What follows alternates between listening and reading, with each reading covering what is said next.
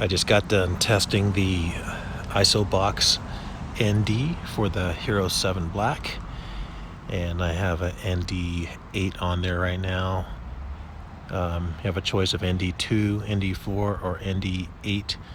And so my testing today, I did break a prop and ruin some other props, and had a couple whacks on the pavement, so it seems to have come through, taken it in stride.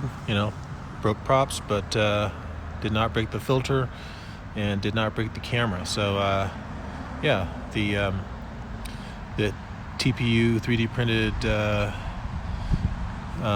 case for the Hero 7 Black is working great.